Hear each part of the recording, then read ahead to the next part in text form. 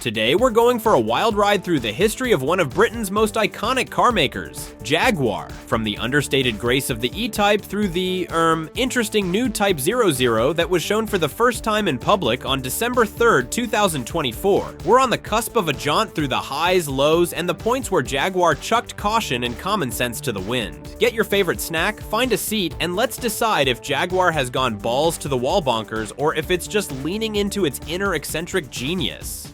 The birth of a legend. So, Jaguar was founded in 1922, the same year as your grandmother's vinyl collection. But don't expect a heroic, soaring narrative. Nope, Jaguar came from the imaginations of two blokes, William Lyons, who could probably design a handsome car while wearing a blindfold, and William Walmsley, who apparently thought, why not do something a little different like cars, but cooler? They jointly founded the Swallow Sidecar Company. Yeah, sidecars. You know, those attachments for motorcycles where you pretend you're stuck in a James Bond movie. But really, it's just to avoid the awkward mental game of hanging onto the back of the bike. Then in 1935, they said, sidecars are cool, but maybe not cool enough? So they rebranded as Jaguar. Because Swallow? What were they thinking? Jaguar skin sounds smooth, quick, and about to strike, so Jaguar it was. That very same year, the SS Jaguar 100 was born.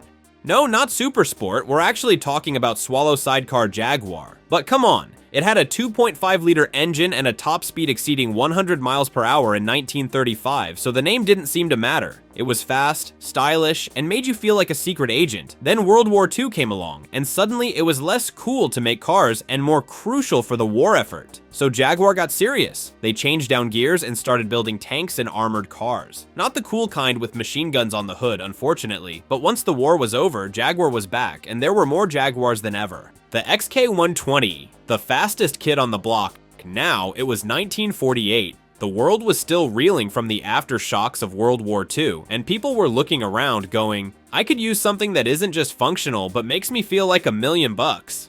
What does Jaguar do? They dropped the XK120, and man, it was the bomb.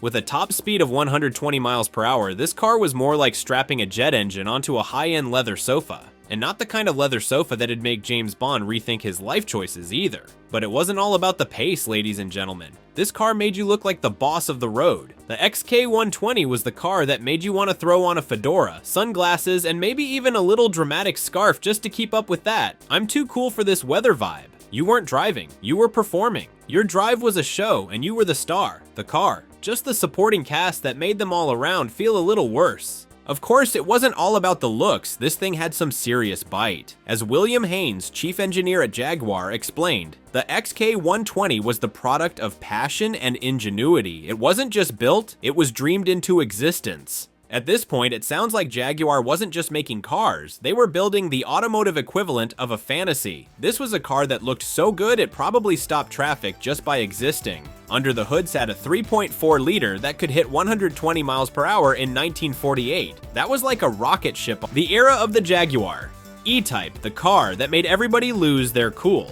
Let's get real a second. Jaguar's E-Type wasn't just a car, it was a movement. It was the 1960s shrink-wrapped into a sleek, seductive body of curves, power, and leather upholstery. It was that kind of car that would make grown men swoon and girls reassess their life decisions. But when it hit the streets in 1961, the E-Type didn't just show up but arrived. And it did so with all the subtlety of forcing every other car to wear a pair of Crocs to a black tie event. Anyway, let's get down to why this car was by all accounts truly legendary. First off, the design was so sleek that even Enzo Ferrari called it the most beautiful car he had ever seen.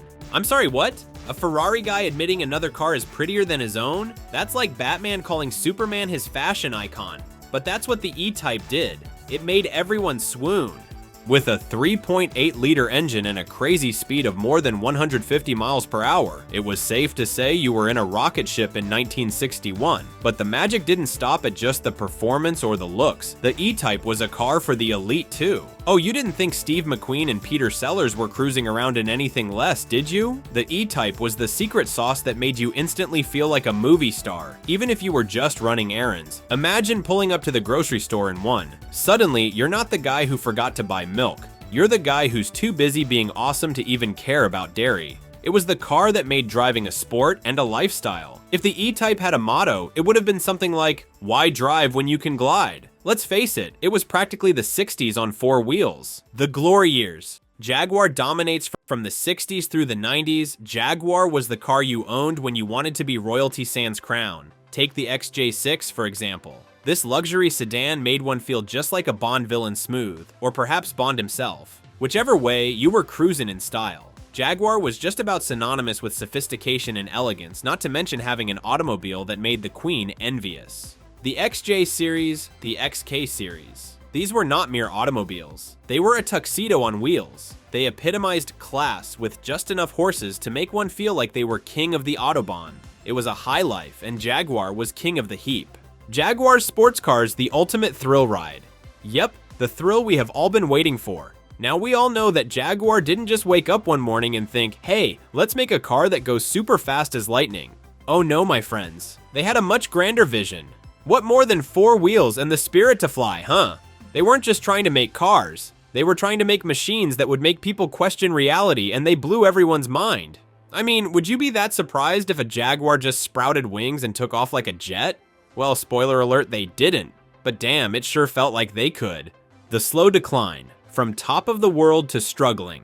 But then, things started to get a little rocky. But, in all honesty, Jaguar was decidedly not roaring anymore by the mid-90s. Yes, the cars were still lookers, but reliability? Best have a spare set of jumper cables along. Beauty is only in that respect as if you are going to travel anywhere. Be prepared for being on the side of the road and looking like something right from Car Rescue.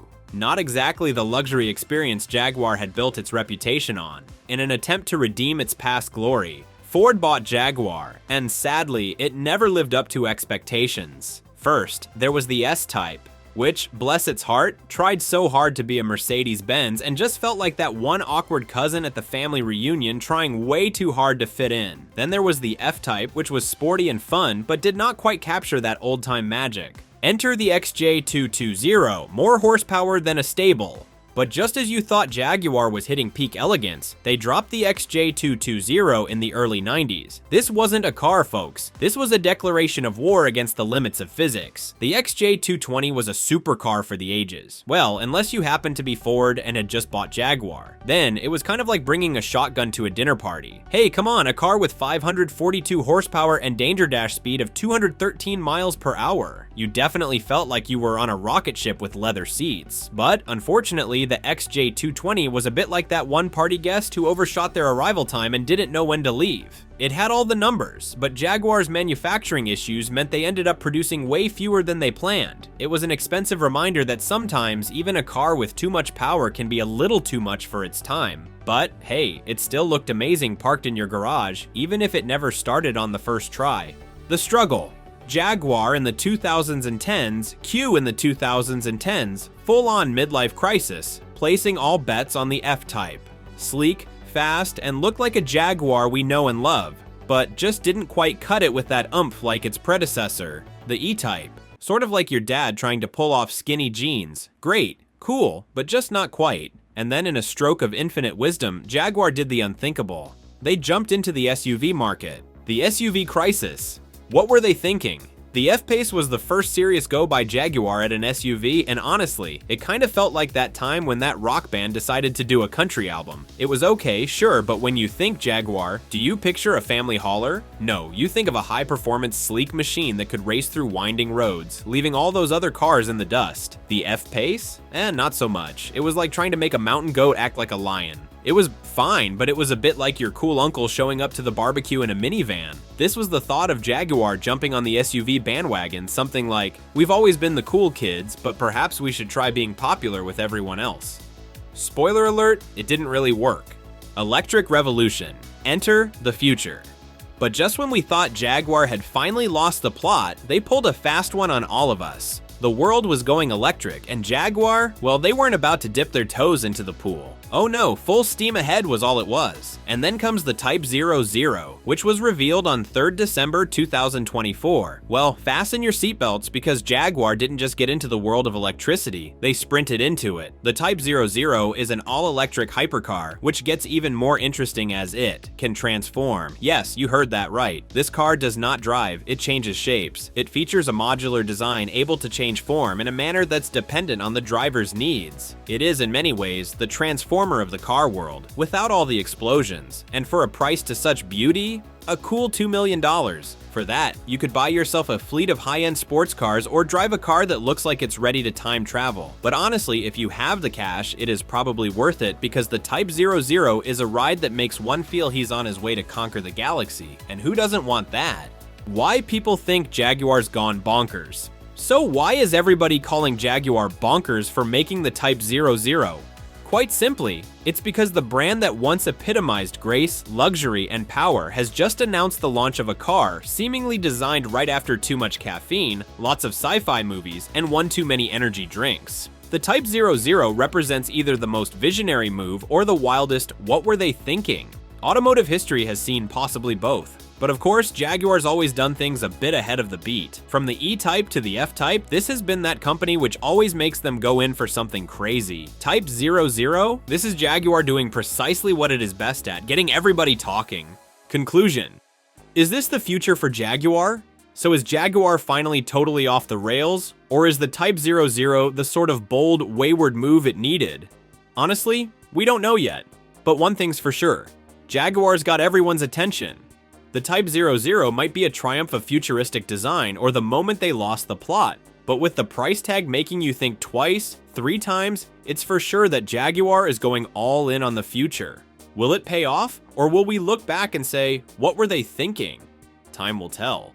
But in the meantime, Jaguar has pulled off that rarest of tricks for any car brand. It's kept itself relevant to the conversation, for better or worse. Whether the Type 00 ends up being the ultimate driving machine or just some kind of weird overpriced curiosity, Jaguar has certainly gotten everyone's attention. And in a world full of electric vehicles, where everybody and his kid sister are out to build the next Tesla, being bold, maybe a little bonkers, is just what you need. One thing's for sure, Jaguar might be suffering an identity crisis or just have a knack for doing things its own way. The E-Type? That was pure elegance and performance. The F-Pace? Well, that was an attempt. The Type 00? It's an all-in leap into the future that says, we're not just chasing the future, we are the future. Or maybe it's a giant leap into the unknown, where only eccentric billionaires will live to tell the tale. And well, folks, that is the ride for today. What do you think? Is the Type 00 showing a brilliant leap into driving's future, or has Jaguar really gone off the deep end this time? Let me know in the comments. Don't forget to subscribe below and hit the like button.